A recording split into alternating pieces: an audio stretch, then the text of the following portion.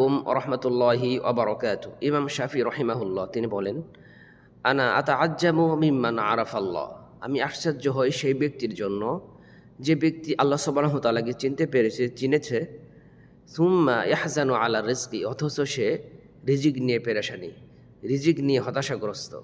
সেই ব্যক্তির জন্য ইমাম শাফি রাহিমাহুল্লাহ তিনি বলেন যে আমি আশ্চর্য বোধ করি সেই ব্যক্তির জন্য যে আল্লাহ সুবহানাহু ওয়া তাআলাকে চিনেছে কিন্তু সে রিজিক নিয়ে হতাশাগ্রস্ত, রিজিক নিয়ে টেনশন। এটা সবথেকে আশ্চর্যজনক কথা।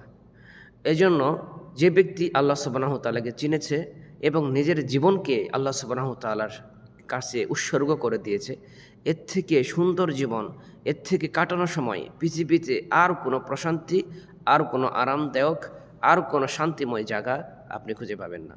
সুবহানাল্লাহ বিহামদিহি। যে ব্যক্তি নিজের আশা, আকাঙ্ক্ষা, চাওয়া পাওয়া, নিজের কষ্ট, সুখ, দুঃখ সব কিছু আল্লাহ সুবহানাহু ওয়া তাআলার কাছে উৎসর্গ করে এবং যখন যেটা প্রয়োজন হয় সে তখনই সেটাই আল্লাহ সুবহানাহু ওয়া তাআলার কাছ থেকে চেয়ে নিতে পারে, সে যোগ্যতা অর্জন করতে পেরেছে। এর থেকে প্রশান্তিদায়ক, আরামদায়ক কোনো জীবন হতে পারে না। তাই আল্লাহ সুবহানাহু ওয়া তাআলা আমাদেরকে সকলকেই যেন আমাদেরকে সেই জীবন যাপন করার তৌফিক দান করেন, আমরা দোয়া করছি। আসসালাম।